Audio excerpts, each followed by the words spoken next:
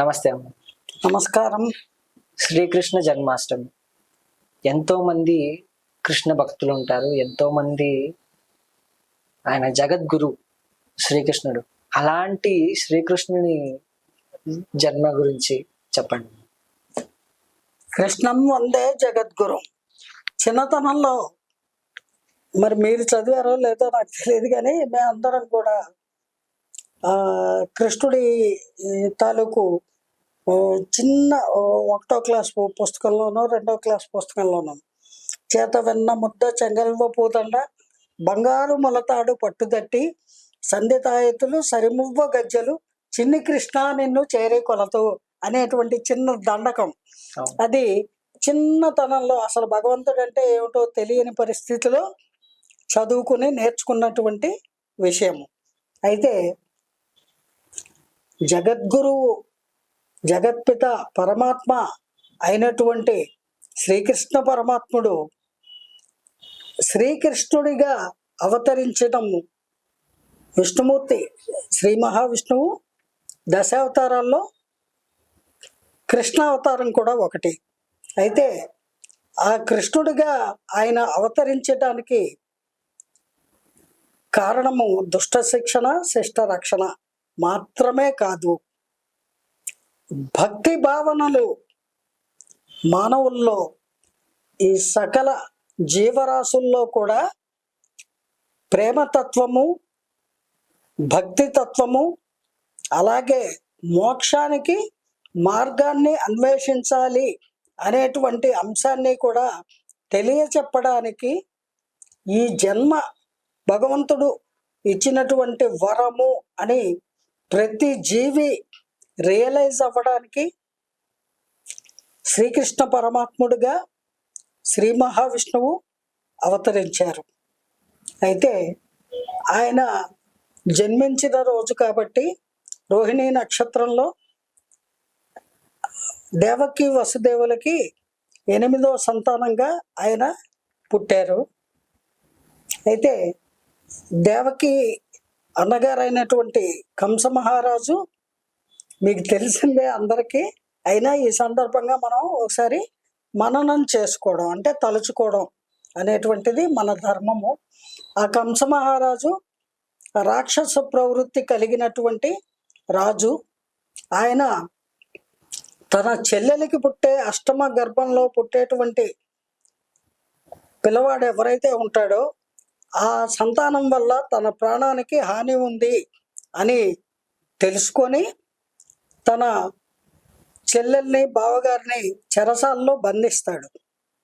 వాళ్ళ జీవనం అంతా కూడా అప్పటి వరకు ప్రశాంతంగా కొనసాగుతున్నది. దేవకీదేవి గర్భిణీ అయిన తర్వాత చెరసాల పాల అయిపోతారు వాళ్ళు. ఆ చెరసాల్లో ఉండగా వాళ్ళకి అష్టమ గర్భంలో 8వసారి ఆవిడ గర్భిణీ అయినప్పుడు శ్రీ మహావిష్ణువు కృష్ణ భగవానుడిగా వాళ్ళకి పుత్రుడిలాగా జన్మిస్తారు. అయితే దేవుడు పుట్టినప్పుడు ఈ సకల లోకాలు కూడా ఒక రకమైనటువంటి నిద్రాణ అవస్థలో ఉండేలాగా చేస్తాడు భగవంతుడు. అది విష్ణుమాయ. అటువంటి విష్ణుమాయ కమ్ముకున్న క్షణాల్లో శ్రీకృష్ణుడుగా అవతరించినటువంటి విష్ణుమూర్తి వసుదేవుడికి బోధిస్తాడు.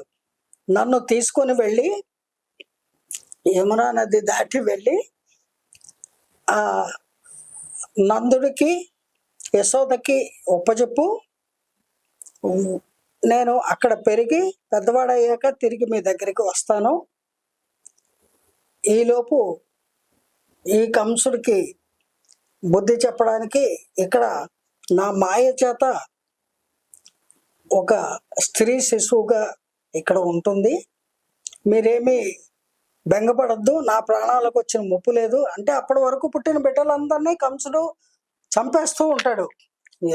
ఒక డౌట్ వచ్చేస్తుంది, 8వ పిల్లవాడే అనే నమ్మకమే ఉంది, ఏ పిల్లవాడి వల్లేనా నా ప్రాణాలు పోవచ్చేమో అనే భయం పట్టుకుంటుంది. నారదుడు వచ్చి చెబుతాడు. దాంతో పుట్టిన ప్రతి బిడ్డని చంపేస్తూ ఉంటాడు. ఈ బిడ్డ కూడా ఎక్కడ కోల్పోతాడో అనే పరిస్థితిలో వాళ్ళు ఉండగా, ఏమీ కాదు, నేను అక్కడ పెరుగుతాను అని చెప్పి అంటే, అప్పుడు ఆ విష్ణుమాయలో అందరూ ఉండంగా నిద్రావస్థలో వాసుదేవుడు బుట్టలో ఆ పిల్లవాడిని పెట్టుకొని నది దాటి వెళ్ళి యమున అక్కడ వాళ్ళకి ఆ బిడ్డను ఒప్పజెప్పి తను తిరిగి వస్తాడు. ఇక్కడికి వచ్చేసరికి కంసుడు అందరూ మాయలోంచి మేలుకుంటారు. మేలుకున్నాక, ఏది దేవకి, ఏది నీ బిడ్డ ఏది, నా ప్రాణం తీసి వాళ్ళు వెంటనే ఆ శిశువుని వధించాలి అని వస్తే, ఆ శిశువుని ఎలా పట్టుకోగానే గాల్లోకి తేలి అమ్మవారుగా మారి వాడి ఎవరే కంస, నీ ప్రాణాలు తీసేవాడు పుట్టాడురా, పెరుగుతున్నాడు, నీ ప్రాణం తీసే సమయం ఆసన్నమైనప్పుడు వచ్చి నిన్ను వధిస్తాడు. అంతవరకు నీకు ఎక్కడున్నాడో ఎలా పెరుగుతున్నాడో తెలియక నువ్వు ప్రాణ భయంతో బతకాలి అని శపించి వెళ్ళిపోతుంది. ఆ విధంగా కృష్ణుడు ఆ నందుడు యశోద దగ్గర అక్కడ తన బాల్యమంతా గడుపుతాడు. కృష్ణుడు చాలా చిలిపివాడు. చాలా చిన్నతనం నుంచే అనేక గండాలు, అపాయాలు ఎదురవుతూ ఉంటాయి కృష్ణ పరమాత్మకి. అయితే ఆయన పరమాత్ముడు కాబట్టి, పరమాత్ముడి యొక్క అంశ కృష్ణుడిగా పుట్టాడు కాబట్టి, ఆ యదు వంశంలో ఆయన యదుకుల తిలక అంటే ఆ వంశానికే గొప్ప అన్నమాట.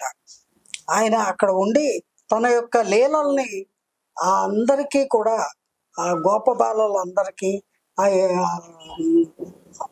ఆ నందుడి యొక్క రాజ్యంలో ఉన్నటువంటి వాళ్ళందరికీ కూడా తెలియచెబుతూ అనేక మంది రాక్షసుల్ని అతను బాల్యంలోనే వధిస్తూ తన యొక్క లీలల్ని ప్రదర్శిస్తూ, కృష్ణుడు లీలా వినోదము ఏమిటి అనేది చూపిస్తూ అక్కడ పెరిగి పెద్దవాడు అవుతాడు. తర్వాత యుక్త వయస్కుడు అయిన తర్వాత అక్కడి నుంచి మధురకు వచ్చి మధురలో ఉన్నటువంటి మేనమామ కంసుడిని వధిస్తాడు. ఇది కృష్ణుడి యొక్క బాల్యానికి సంబంధించినటువంటి విషయము. ఈ విధంగా కృష్ణుడి యొక్క జననము జరగడం వల్ల ఆ యొక్క రోజున కృష్ణుడి యొక్క పుట్టినటువంటి ఆ రోహిణి నక్షత్రము అష్టమి రోజున, కృష్ణ అష్టమి, ఆయన బర్త్డే జన్మదినోత్సవాన్ని మనము పండుగగా జరుపుకుంటాము. ఈ పండుగ కృష్ణ భక్తులకి మాత్రమే కాదండి, యావత్ సృష్టిలో ఉన్నటువంటి సకల జీవరాశులకి పండుగ. ఎందువల్ల అంటే భగవంతుడు కృష్ణుడి రూపంలో అవతరించిన సుదినము ఈరోజు. అందుకని మరొక్కసారి మనం కృష్ణాష్టమి శుభాకాంక్షలు అందరికీ తెలియజేసుకుందాం. ధన్యవాదాలు. జై గురుదేవ.